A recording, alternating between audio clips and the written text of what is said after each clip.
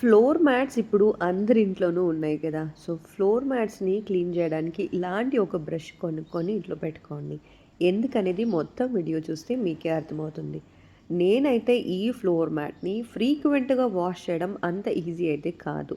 ఎందుకంటే ఇది పెద్దగా ఉంటది. అందులో వాటర్ వేసి, బ్రష్, సోప్ వేసి క్లీన్ జేయాలంటే it will take time. Also ఇది ఆరడానికి కూడా సమయం పడుతుంది. స్పెషల్లీ రెయినీ సీజన్‌లో అయితే అస్సలు వాష్ చేయలేము. ఎండాకాలంలో అయితే మనం వాష్ చేసి పెట్టుకోవచ్చు. సో, రెయినీ సీజన్‌కొచ్చేలోపు ఏం చేయాలంటే ఇలాంటి బ్రష్ తీసుకొని మనము ఈ ఫ్లోర్ మ్యాట్‌ని ఇలా క్లీన్ చేసుకోవాలి.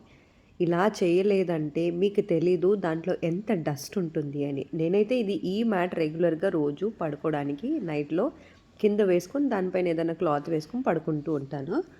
సో, ఇదైతే ఎవ్రీ 15 డేస్ నేను క్లీన్ చేస్తాను. చాలా అంటే చాలా హెయిర్సు, దుమ్ము అన్నీ ఉంటది. జాగ్రత్తగా క్లీన్ చేయండి. స్పెషల్లీ పిల్లలు ఆడుకునే వాళ్ళుంటే, లేదా పిల్లోళ్ళు పడుకుంటారు అనేటట్లుంటే మీరు క్లీన్ చేయడం మాత్రం మర్చిపోవద్దు. ఇది వాష్ చేయడానికంటే ఇలాంటి బ్రష్‌తో అట్‌లీస్ట్ డస్టింగ్ అన్నా అంటే పైనున్న చెత్తంతా తీసేసుకోవచ్చు.